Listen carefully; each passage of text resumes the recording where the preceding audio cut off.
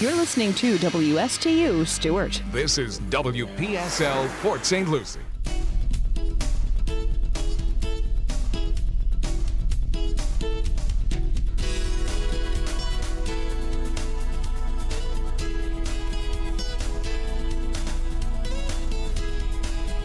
It is 6:07 at WPSL 1590, the talk of the Treasure Coast, and WSTU. Time for Small Biz Florida with Mr. Tom Kindred. Thank you, sir, and welcome to another segment and installment of Small Biz Florida, the podcast and broadcast. It's all things business across the Treasure Coast and the entire state of Florida. Small Biz Florida is brought to you by the Florida Small Business Development Center and is produced by the Florida SBDC right here at Indian River State College. Small Biz Florida is designed and produced to highlight and promote business assistance resources, celebrate entrepreneurial success, present best practices, and most importantly, provide timely business information for Florida's small business community. I am Tom Kindred, your host, and for Small Biz Florida, and I serve as the Regional Director for the Florida SBDC at IRSC. So, Greg, everything's all right in your world this evening? Yes, it is. PSL, yep. STU. Oh, fine on the radio side. Okay. We lost a basketball game because Palm Beach State is not fielding a men's basketball team this year. Actually, we lost 2 games. So, wow. Charlie's, wait a minute. Charlie's working. You didn't lose a game to Palm Beach State College. No. They lost a program. Right. Wow. Yeah. What's the word? Budget concerns. I mean, or just no idea. Idea. No clue. Just not feeling a team this year. The ladies will play 2 games, against Palm Beach ladies. But no men's team. That was kind of a big rivalry for us, I believe. Yeah. Historic. Oh yeah. We've had some great games down there. All right. What is our status with Pioneer Sports? We're almost there. Volleyball is practicing now. They had the blue and gold game last week as we were on the air, and everything's going well. Okay. Brand new coach is doing very well. Okay. Yeah. Excellent. Good to hear. And spectators, I guess, are allowed to come in where gym's open. We can watch. So far, so good. Yeah. Okay. All right. Good. I wanted to. I'll first introduce our guest because I'm really looking forward to this conversation. Very interesting entrepreneur. This one's going to be a little surprise to you. Very interesting space that she operates in. But I want to welcome Pauline Alfred. To Small Biz Florida. Welcome, Pauline. Thank you. I appreciate it. She has started a company, launched her venture, H&L Linguistics. Is that right? Correct. I love it. All right. So, Pauline, don't move. Okay. We're going to get to you and get to our conversation very quickly. But I just wanted to take a couple of minutes to highlight an activity that we did on Tuesday. Obviously, with all that's been going on with COVID and 2020, we normally have a set of awards that we hand out to recognize some folks that have done outstanding work and been outstanding partners and been outstanding volunteers. And unfortunately, over the past 2 years, those awards have set on my shelf and gathered a little dust. So we decided that we would put together a little lunch.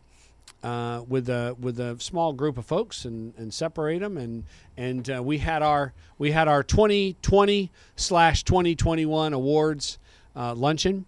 I want to thank our producer here of Small Biz Florida, Katie Muldoon, for putting all that together. But just real quickly, I'll rattle off our folks that received a recognition and award from us.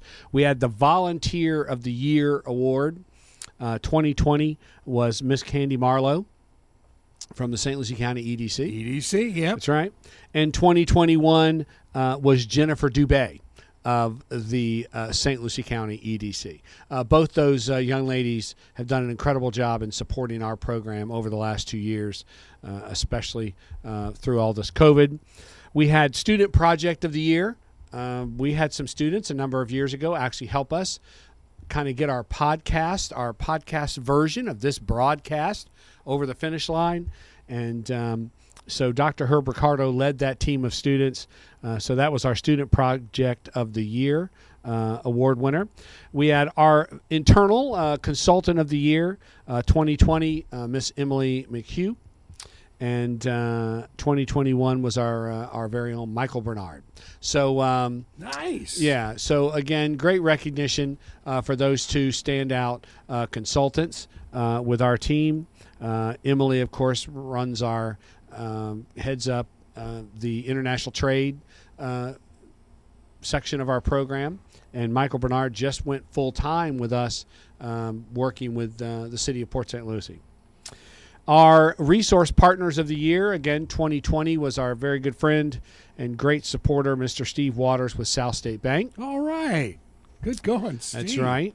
And then our 2021 resource partner was Mr. Elijah Wooten at the City of Port St. Lucie. And the city, again, just recently, last year, developed a partnership with the City of Port St. Lucie, and that's how we were able to get Michael Bernard full-time. So, again, great partners. And last but certainly not least, our ambassador of the year for our group was our own Katie Muldoon. All right. So anyway, it was a lot of fun. It was a great lunch provided by our IRSC catering team, Metz and Steve, and so great lunch and great volunteers and resource partners and consultants, and recognize them for the work they've done over the past year. So anyway, See, now Good time. maybe this guest can arrange for the three of us yeah, to go to the Marshall Islands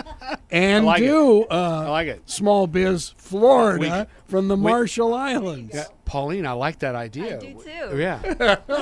I can help. You can arrange that, huh? There you go. So I want to get started very quickly here with Pauline. Pauline has, again, launched a linguistics, a translation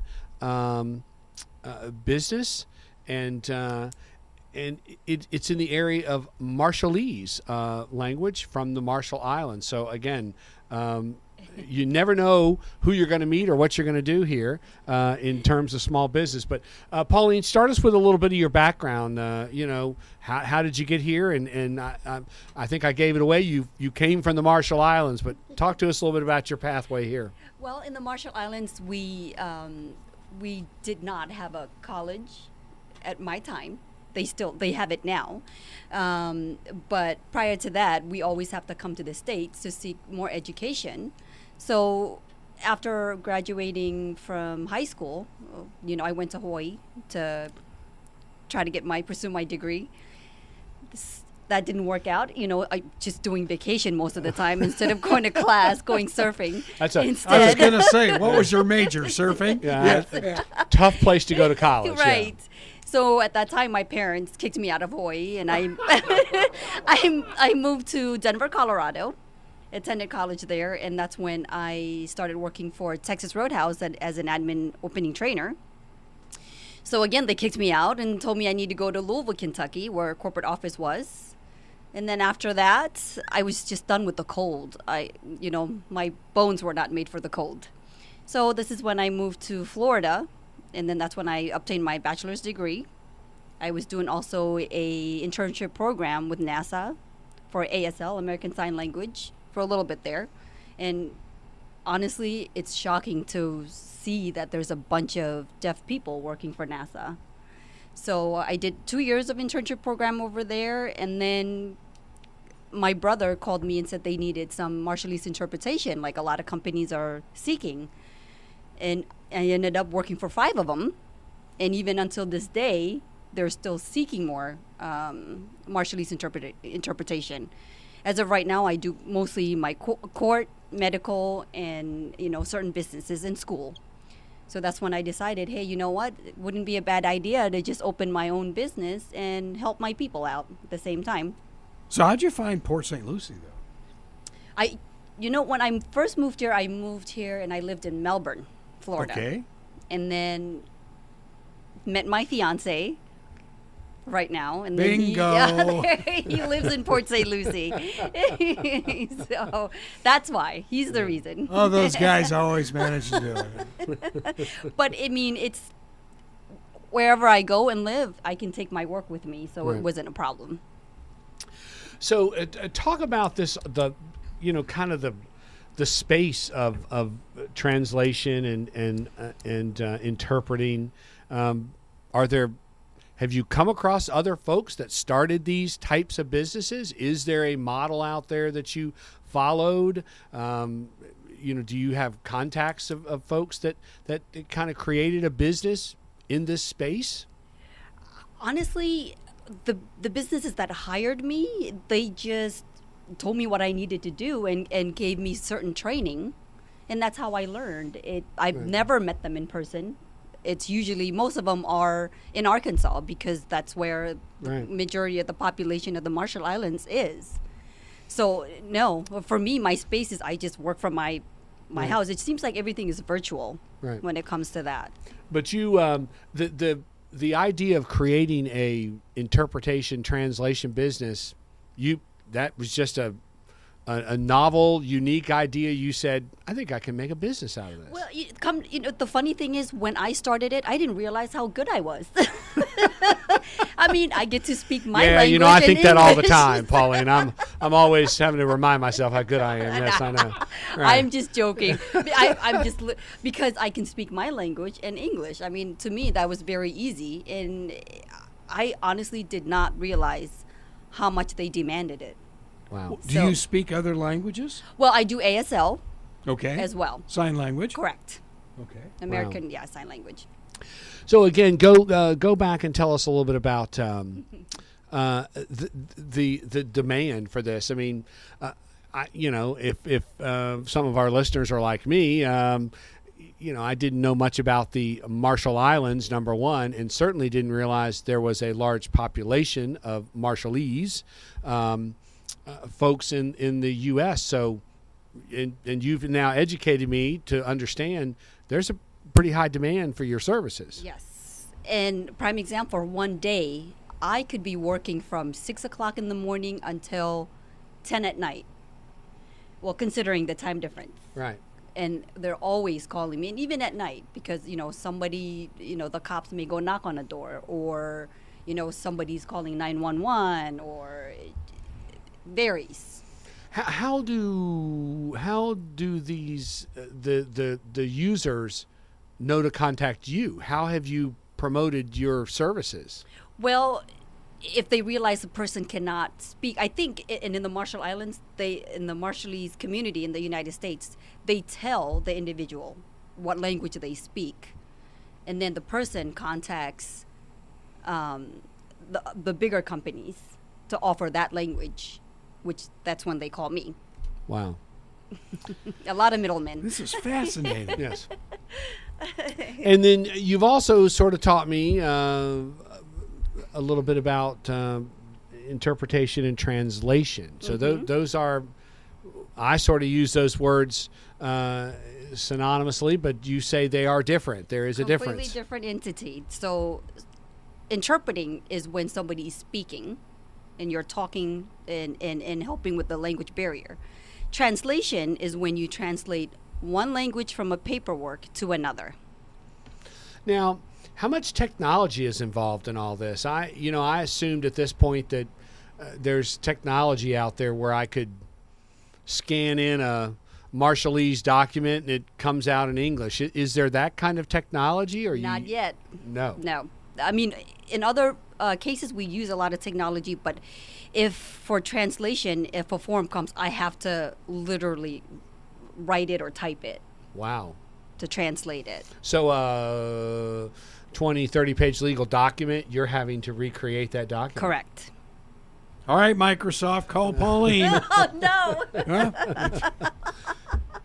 I think you. I'm seeing an opportunity here, Paul. Oh, yeah, so am I. It's dollar signs. That's right. How again? I mean, how does how do people get in touch with you? And are you gonna this is you have launched a real business. So I mean, you're going to do websites and those kinds of things, all the normal social media. Okay. And then word by mouth, obviously, because even when I'm working for other companies, I'm hearing the clients complain like, we cannot get any Marshallese interpretation. So I jot down the company that needs it, and then I call them back after my call and said, here's my business. If you need help, I'm here to help. And you talked about the population of Marshallese. You said, where are they kind of, where's the greatest population of Marshallese across the United States? You said there's some pockets of... Correct. A lot of them mostly are residing in Arkansas, of all places, Oklahoma, obviously Hawaii, but that's closer to the Marshall Islands, Seattle, Washington, Iowa. And I haven't figured out why, because it's cold, other than Hawaii. Right. Yes. And you said of a lot of folks that they are employed, they're working, and Correct. So a lot of the employers are the ones contacting you so they can communicate. And Correct. Do you have to? Are you communicating employee manual issues? How about training? What about a company that needs to train a group to do particular tasks? Are you going to be in that kind of space too, where you're training them? Yes. And prime example of that is Tyson's, the chicken factory in Arkansas. They're the one that call me a lot with their health benefits and their hiring process, their training. So yes, I do get calls from them. Right. And I guess it's not so much, I'm sure some of the Marshallese folks have some understanding of English, but when you're talking about health benefits and those kinds of issues, you want to make sure that you're really understanding the documentation. Is that kind of what's going on too? And this is another reason why I wanted to pursue this business is sometimes they do know how to speak English, but the legal forms, obviously the medical terminology, they don't really understand. And even sometimes in my language, there's no words for those particular, terms. So you have to explain what the situation is, because we have no exact words for some court terms and medical. Right. Yeah, and it does. It has to be obviously a little frightening and scary for someone who, they certainly can speak the language, but don't understand those, the real intricacies of again, like legal documents. I mean, Correct. They're being asked to probably sign employee manuals and things of that nature. So it is kind of nice to, and it would also be nice to have an individual that can be empathetic and understand what they're going through. Yes. And as a legal interpreter, sometimes it's heartbreaking to hear that when they say sign here and they do sign it. As an interpreter, I can't tell them and say, hey, what are you signing? Right. And they do. And some incidents have occurred that way, where I just sit there. And I feel like with having this business, I can also educate them on certain things like that, because it's my business. Nobody's going to fire me. You know what I mean? Right. So educate them on that part. What's the competition in your space? There's a lot of competition, but again, I'm not worried about it, because they're always seeking Marshallese interpreters. There's bigger businesses that have been there for a while. I think that will be my competition. But I think for me, being small, and then there's no middleman. You're coming to me, and I'll be the one handling it. I think that will help me a lot. And then to also, the fact that I am Marshallese, I think Marshallese people will want to use me. Right.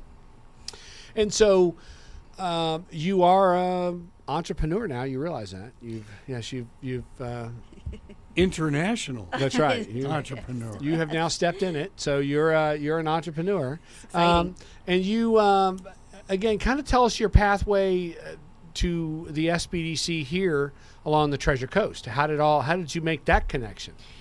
It all started with Mr. Duffy from Eastern Florida State College. I remember in one of my classes, he came and talked to us if we ever needed to open a business to go talk to him because he can guide us. And that he's the one that lead me to Mr. Vaughn, which I am absolutely grateful for. And you guys' business, you guys have helped me so much. Very professional. And I'm gonna say this: if you need help, please contact these guys because they're amazing. We appreciate that. So, like I always like to ask young entrepreneurs like yourselves starting out, I mean, what's kind of surprised you? What did you think? Wow, I didn't think that was going to be part of starting a business or launching this venture. What have been the surprises for you as you've gotten all this going? For me, it's all the paperwork and the legality of it. You have to be careful. A lot of it, like I said, be careful so you don't, you do not do anything that'll hurt yourself, Right. I think that's it. A lot of paperwork, a lot of contracts, and, I didn't have to deal with all of that. Right. This is a lot of legal stuff. Yes, a whole lot. Well, what are you facing some legal issues when you work for a company like Tyson? Are they requiring you to produce some paperwork, contracts, non-disclosures, or what's that like for a small operator like you to deal with a big company like Tyson? Yeah, you're supposed to write a contract for them and obviously sign that anything that they want. You're not supposed to talk about their privacy or the employees, all because Right. they give you a lot of sensitive information, and you have to sign something to disclose that you're not going to talk, or spread it or use Right. it Right. in that form. And what obviously you're working from your home. Correct. A lot of Zoom, GoTo. So this is really, again, you're not affected so much by the pandemic because your business model really is technology and over the internet kind Correct. of thing. And honestly, and it's sad to say, but the pandemic has given me more work because of COVID and people going to, the hospital, because most of my calls are medical as well. Wow. Yeah.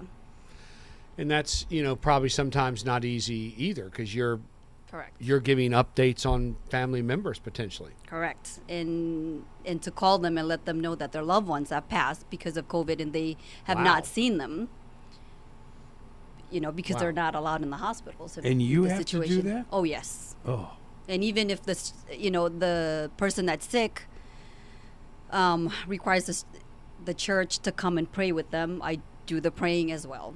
Yes. Wow. Unbelievable. Yeah.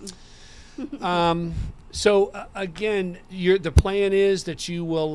This will be, the real deal. You'll set up websites and information, but you are all still very much in the beginning phases of this. Is this kind of, did you start this business model sort of as a side hustle? You thought, well, I'll do my real job and I'll start this H&L Linguistics on the side. Is that kind of was the model? Correct. This was just because it's so flexible with my other positions. So yes, I did.